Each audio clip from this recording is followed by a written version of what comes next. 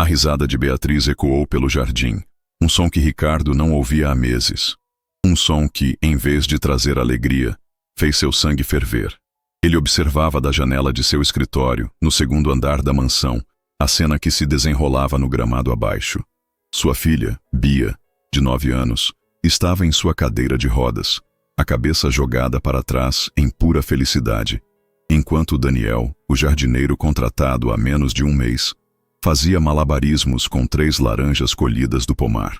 O homem de 35 anos era ágil, seus movimentos eram fluidos e ele fingia deixar uma laranja cair de propósito, apenas para pegá-la no último segundo, arrancando mais gargalhadas da menina. Para qualquer um, seria uma cena tocante. Para Ricardo era uma violação, uma invasão. O que você pensa que está fazendo? A voz de Ricardo cortou o ar, fria e autoritária, enquanto ele saía para a varanda. Daniel parou imediatamente, as laranjas caindo na grama. O sorriso de Bia desapareceu, substituído por uma expressão de medo e confusão. Daniel se endireitou, limpando as mãos na calça de trabalho. Senhor Ricardo, bom dia. Eu só estava entretendo a Bia um pouco. Você não foi contratado para ser um animador de festas, rosnou Ricardo, descendo as escadas para o jardim. Seu trabalho é podar as cercas vivas, não fazer palhaçadas para a minha filha. Está tentando ganhar uma gorjeta extra? Bia começou a chorar baixinho, um som que Ricardo escolheu ignorar, focando toda a sua raiva no homem à sua frente. Pai, por favor, sussurrou ela. O Daniel só estava me mostrando um truque. Truques não vão fazer você andar, Beatriz. Explodiu Ricardo, as palavras saindo como veneno. Quanto antes você aceitar a sua realidade, melhor será para todos nós. O rosto de Daniel se contraiu por um instante, uma sombra de dor passando por seus olhos, mas ele permaneceu calmo. Havia algo em seu olhar, não raiva nem medo, mas uma compreensão profunda que desconcertou Ricardo. Era como se o jardineiro soubesse exatamente de onde vinha aquela crueldade. Senhor Ricardo, disse Daniel, a voz tranquila. Posso falar com o senhor por um momento? Não há nada para discutir, respondeu Ricardo seco. Considere este seu último dia. Pegue suas coisas e saia da minha propriedade. Daniel assentiu lentamente, sem surpresa. Antes de se virar para sair, ele olhou para Bia uma última vez. Lembre-se do que conversamos sobre as sementes pequenas. Mesmo as que caem em solo duro podem crescer e se tornar a flor mais forte do jardim. Enquanto Daniel caminhava para o portão, Ricardo notou algo que o deixou inquieto. O homem não parecia desesperado ou surpreso. Havia uma serenidade em seus movimentos, uma dignidade que não condizia com sua posição. Bia continuava chorando, e Ricardo se ajoelhou ao lado da cadeira de rodas, tentando consolá-la, mas suas palavras soavam ocas. Por que você o mandou embora, pai? Perguntou ela entre soluços. Ele me fazia esquecer que eu não posso correr. Ricardo não soube o que responder. Nos 8 meses desde o acidente de carro que deixou Bia paralisada da cintura para baixo, ele havia contratado os melhores especialistas que sua fortuna podia comprar. Nenhum deles havia conseguido arrancar um sorriso verdadeiro de sua filha. Nenhum deles havia feito Bia esquecer, nem por um segundo, de sua nova realidade. Até Daniel aparecer. Enquanto observava sua filha, Ricardo se perguntou se havia cometido um erro terrível. Havia algo naquele jardineiro que não se encaixava. Algo que acionava um alarme em sua mente, mas não do tipo que ele esperava. Ele havia visto a interação como uma ameaça, uma tentativa de um estranho de se aproveitar da vulnerabilidade de sua filha. Mas e se fosse outra coisa? A dúvida, uma vez plantada, começou a crescer. O que aquele homem simples, com seus truques de malabarismo e suas metáforas sobre sementes, realmente queria com sua família? A resposta, ele ainda não sabia, mudaria tudo. Os dias que se seguiram à demissão de Daniel foram um retorno ao silêncio frio que havia se instalado na mansão desde o acidente. Ricardo mergulhou no trabalho, uma fortaleza de reuniões e planilhas para se proteger da culpa que o corroía. Ele se convencia de que agira corretamente como um pai protetor. Mas o silêncio de Beatriz era uma acusação constante. Ela havia se fechado em seu próprio mundo, recusando-se a sair do quarto, mal tocando na comida e passando horas olhando para o jardim, para o local exato onde Daniel havia deixado as laranjas caírem. Os especialistas contratados por Ricardo relataram uma regressão severa. É como se ela tivesse perdido a vontade, A centelha que a movia, disse a fisioterapeuta frustrada. Pai, por que o Daniel não volta? Perguntava Bia, a voz cada vez mais fraca. Já conversamos sobre isso, querida, respondia Ricardo, a impaciência em sua voz mal disfarçando sua própria angústia. Enquanto isso, em um bairro operário do outro lado da cidade, Daniel estava sentado em sua pequena cozinha, digitando em um laptop de última geração que parecia um objeto de outro planeta naquele ambiente modesto. A tela exibia uma complexa modelagem 3D de uma espinha dorsal, com anotações em alemão. Se Ricardo tivesse feito uma verificação de antecedentes completa, teria descoberto que o homem que contratara para cuidar de suas plantas tinha um doutorado em neurociência pela Universidade de Heidelberg, era especialista em terapias de reabilitação com estímulos naturais e havia abandonado uma carreira brilhante em Berlim após uma tragédia pessoal. A calma de Daniel durante a demissão continuava a incomodar Ricardo. Ele pediu a seu assistente, André, que fizesse uma verificação discreta. Senhor Ricardo, disse André alguns dias depois, há algo peculiar. O jardineiro Daniel não tem histórico de jardinagem. Na verdade, ele tem uma formação acadêmica avançada e há registros dele como palestrante em congressos de neurologia na Europa. O estômago de Ricardo se contraiu.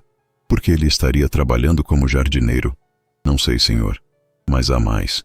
Ele parece ter desaparecido dos registros acadêmicos há cerca de 4 anos.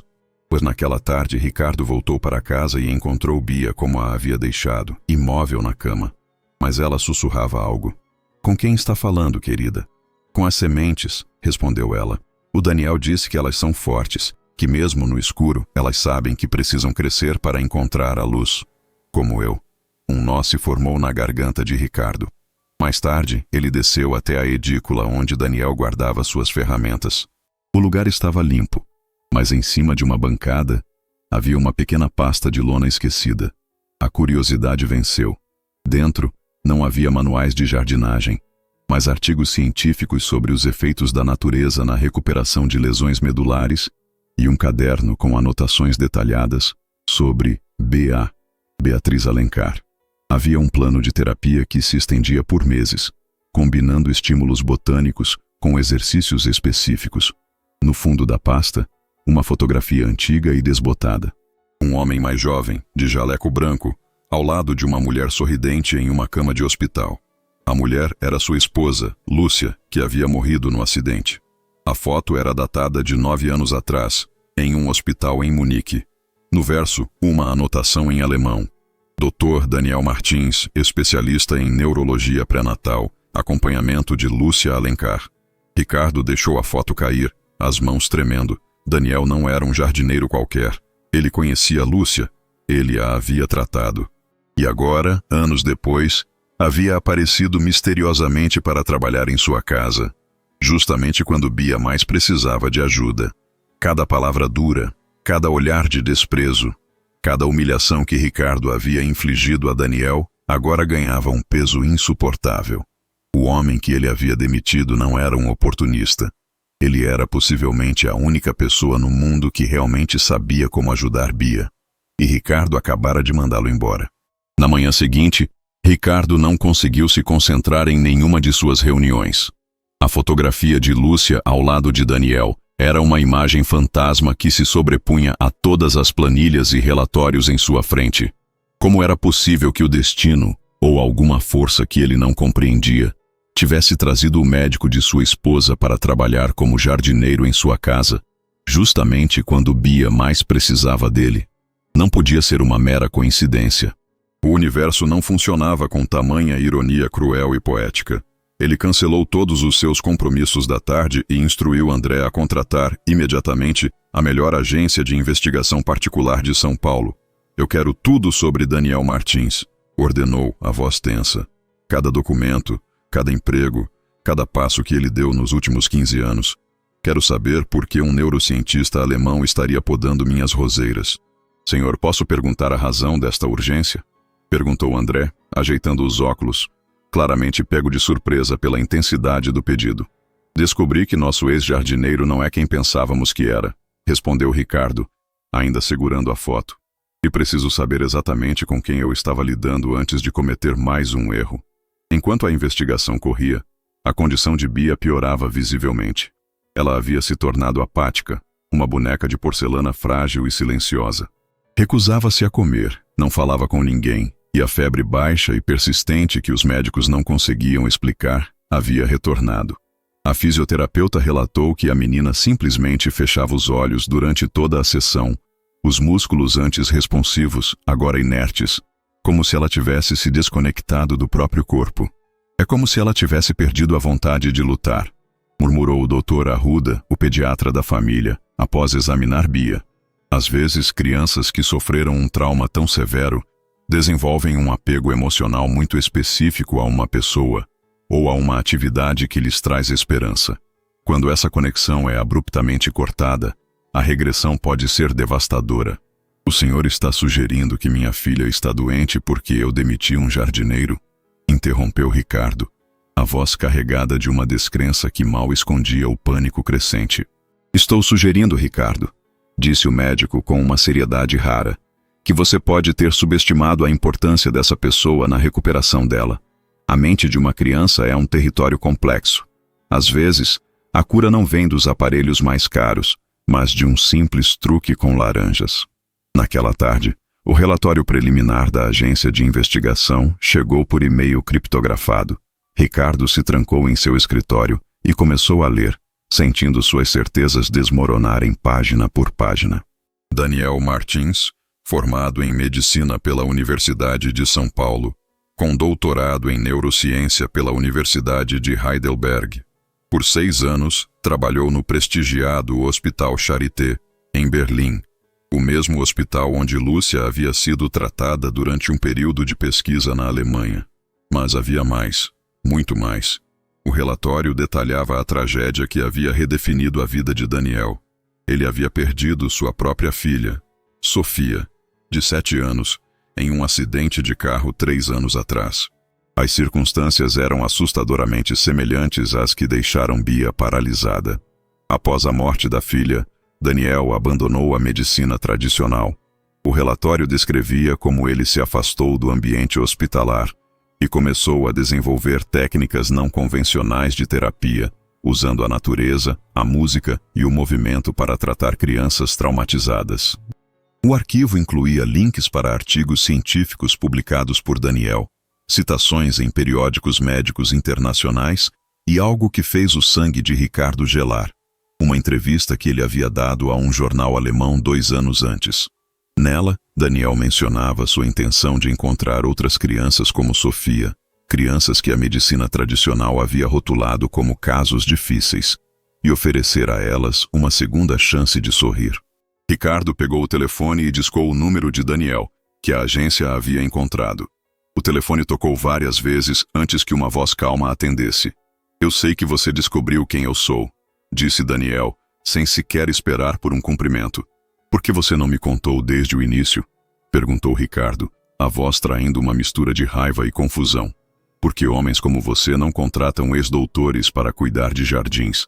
Vocês contratam jardineiros. E a Beatriz precisava de alguém que pudesse estar por perto sem levantar suspeitas ou criar expectativas que você mesmo destruiria. Suspeitas? Que tipo de jogo você está jogando com a minha família? Não é um jogo, Ricardo. Suspirou Daniel do outro lado da linha. Sua esposa, Lúcia, me procurou 6 meses antes do acidente. Ela estava pesquisando tratamentos alternativos para a paralisia infantil. Por quê? A Bia nasceu perfeitamente saudável. Ela nasceu. Mas a Lúcia sabia que havia um risco genético em sua família, uma predisposição a uma condição neurológica rara que poderia ser ativada por um trauma físico. Ela estava se preparando, criando um plano de contingência caso o impensável acontecesse. Ela me fez prometer que, se a Bia um dia precisasse, eu faria tudo ao meu alcance para ajudá-la. As palavras de Daniel ecoaram no escritório silencioso, reescrevendo toda a história que Ricardo pensava conhecer. Lúcia havia guardado um segredo dele. Ela havia se preparado para a tragédia. Você está mentindo, murmurou Ricardo, mas sua voz não tinha convicção. Está no testamento dela, Ricardo. Na parte que seus advogados provavelmente classificaram como disposições não vinculativas ou delírios de uma mãe superprotetora. Procure. Ricardo, com as mãos trêmulas, abriu os arquivos digitais do testamento de Lúcia em seu computador. E lá estava, na página 17, uma seção que ele havia ignorado completamente. Em caso de trauma neurológico ou paralisia envolvendo nossa filha Beatriz, recomendo fortemente que se entre em contato com o Dr. Daniel Martins, de Heidelberg. Seus métodos podem parecer pouco ortodoxos, mas ele entende a conexão entre a mente e o corpo de uma forma que a medicina tradicional ainda não compreende. Meu Deus, sussurrou Ricardo, deixando o telefone cair. Naquele exato momento, André apareceu na porta, pálido. Senhor, há algo mais. Encontrei registros de pagamentos que sua esposa fez a uma fundação de pesquisa em Berlim. Pagamentos mensais que continuaram sendo debitados de uma conta conjunta até o mês passado. Ricardo pegou os documentos. Lúcia estava financiando a pesquisa de Daniel. Ela não estava apenas se preparando. Ela estava investindo na cura, antes mesmo da doença se manifestar. Naquele momento, Ricardo percebeu a extensão completa de sua arrogância. Ele havia demitido de forma humilhante o único homem no mundo que sua esposa havia escolhido para cuidar de Bia.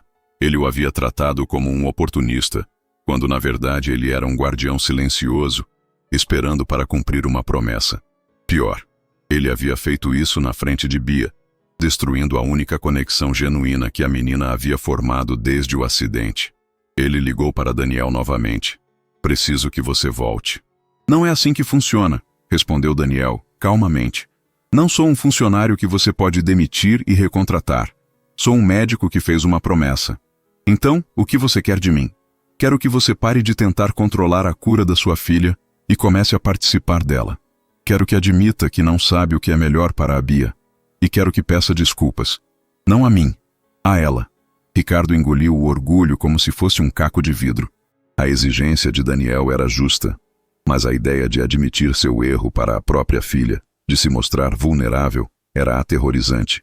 Enquanto ele processava a dimensão de sua falha, uma notificação de mensagem de um número desconhecido piscou em seu celular. A Bia pediu para eu te mandar isso. Era de Daniel. A mensagem continha um vídeo de 3 minutos. Nele, Bia aparecia sentada em sua cadeira de rodas, no que parecia ser um jardim botânico, sorrindo enquanto tentava imitar o canto de um pássaro que Daniel apontava em uma árvore. Suas pernas, embora imóveis, balançavam levemente no ritmo de sua tentativa de assobio. Daniel aparecia brevemente no canto da tela, incentivando-a com um sorriso paciente. A legenda que acompanhava o vídeo era devastadora em sua simplicidade. Ela gravou isso na semana passada quando ainda acreditava que você a amava mais do que o seu próprio orgulho. Ricardo sentiu o impacto daquelas palavras como um soco no estômago. Ele havia perdido muito mais do que um funcionário, havia traído a confiança de sua filha.